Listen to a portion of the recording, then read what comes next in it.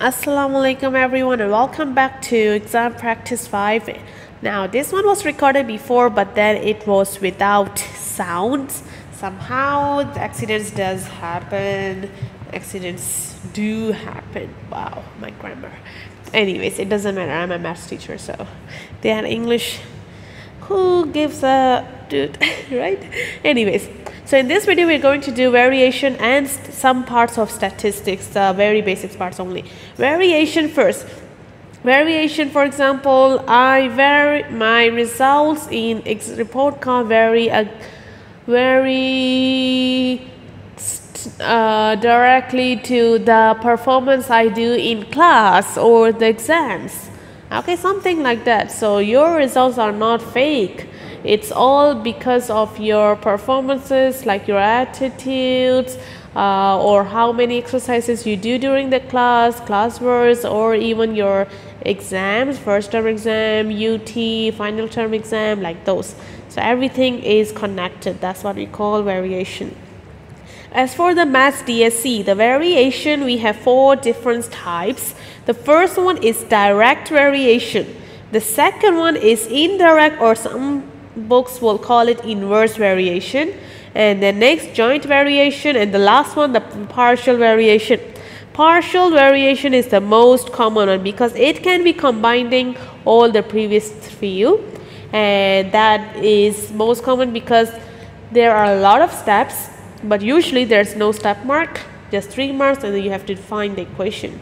So it is fun to do that. As for these, just like the names it shows, it's very simple ones.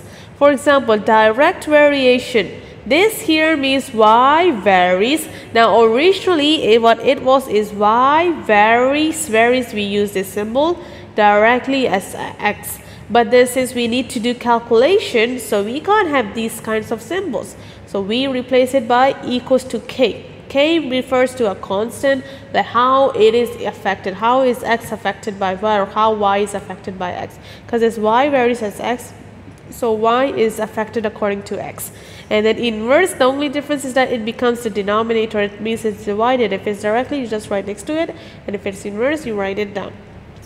As for joint variation, what happens is you have more than one variable, you have more unknowns. And the partial variation, you will see the wordings like sum of 2 parts, or partly something something, partly something something, and then we do it. So because it has 2 different parts, so that's why you will have k1 plus k2, so 2 different variables. Y equals to k1 and then plus y equals to, you don't have to write it again. So y equals to k1 something plus k2 something. Sometimes the question may say the first part is a constant. If it says that, like this one part is a constant, that means there's no unknown with it. Just y equals to k1 plus k2 and then the other unknown. So let's try to do the question. Who talks a lot, right? It's really, but because I don't have a lot of time today, so let's be quick. So we know that y is the sum of 2 parts. If that is the case, so you already know that y equals to k1 plus k2. Y equals to k1 something plus k2 something. Now one part is a constant, so that means the first part you have nothing. So you can write the k2 next to it. And then the other part varies as x squared. So the other part, you will have the x squared next to it. And then what's the first information given? That x equals to 1. Y equals to 7. Now why do we need this information? Because y and x squared are given by question, but this k1 and k2 you wrote it on your own. So, and these are just unknowns as well. It has to be some numbers. So you need to find the value of these k1 and k2 first. So y is 1, x is 7. X is 1, y is 7. So replace it.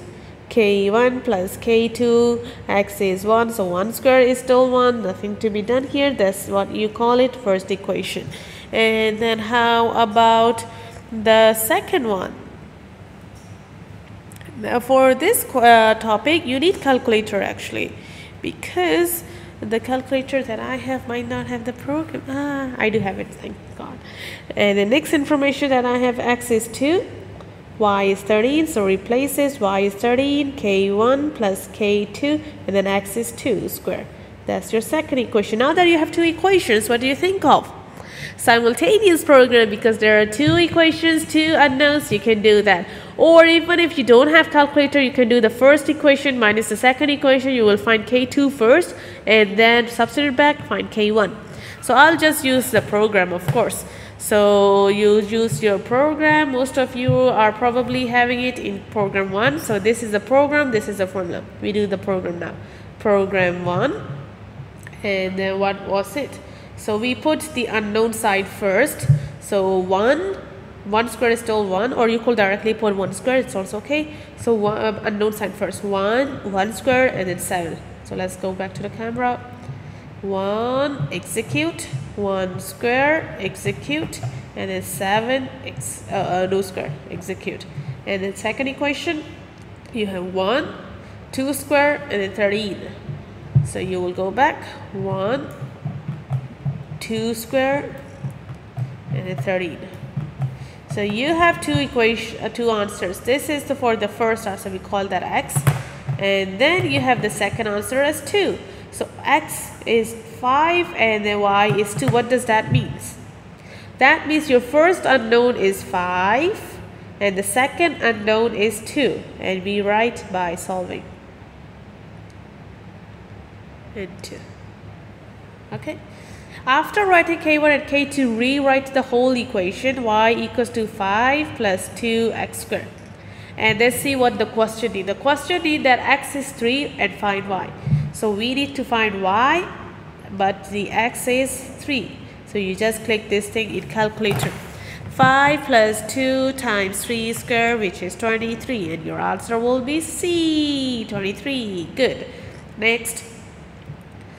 We know that C is a sum of two parts, and so it will be K1 plus K2. One part varies as S, so you put the S there. And the other part varies as the square of x. Square means power 2, okay? So square means power 2. How about cube? Cube means the power 3. And then we know the first information that C is 356. So C I'm replacing by 356. And then S I'm replacing by 2. And then S I'm again replacing by 2. That's your first equation. And the second one, C is 1250, K1, and then S is 5, plus K2, S is 5 square, equals, and that's your second equation. And then we write by solving 1 and 2. How do we do that now? So because you have two equations, two unknown, you can do your program. So do I click it again? Okay, 5 square, and then 1, 2, 5. Oh wait, the first one. 2 square, 356. So go to your program. Oops, if it's wrong, then just click AC. So program 1, 2, execute. 2 square, execute. 3, 5. Oops. 3, 5, 6, execute, and then 5 square. 1, 2, 5, 0. That was for the second equation. And then you get the answer. The first one is 130. Execute again.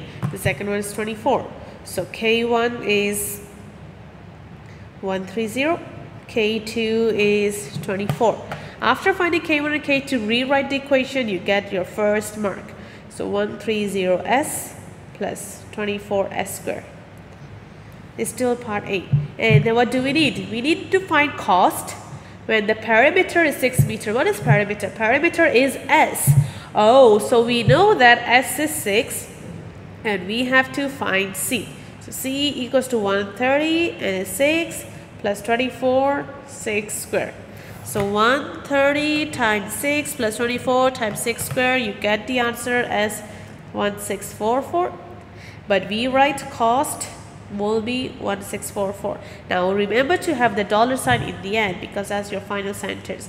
Or of course, if you have enough time, write the full sentence. The production cost of a carpet of perimeter 6 meters is $1644. That's part A only. Now what happens to part B then? I'm just making it a little smaller. Now part B, before you even start, rewrite the equation. C equals to 130s plus 24s squared. And then what do we have? We know that the cost is something. So cost is 539. 130s plus 24s squared. And we have to find the perimeter. That means find the s. How do we do that? Do you see anything special in this equation? The square. The other one, oops, no square. And then the last one, no unknown as well. If this is the case, whenever you see a square, you think of quadratic equation, which also means formula 0, 1.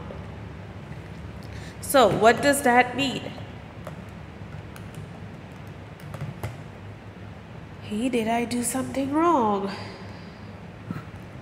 So formula 0, 1, you will have that. But for that, you need to have everything on one side and then in order. In order means the highest power first. So 24s squared plus 130s minus 539 equals to 0. That's your equation, and then we click this in formula 0, 1. How do I do that? So you go formula 0, 1. The first one 24, execute, 130, execute, negative 539, execute. You get two answers, 2.75 and the other one. If it's something like this, click ABC. So you have two answers. S is 2.75 or S is negative 49/6. Now what is S? S is a perimeter of a carpet. Can carpet perimeter be negative? Can carpet be negative? No. So what we do is put a rejected sign here. And we write the final answer. Perimeter is 2.75 meter. Okay, that's it. And then we will going to continue the other questions in next video because I got an emergency right now. I will be back soon. So till then, see you. Tada, bye bye, Allah Hafiz.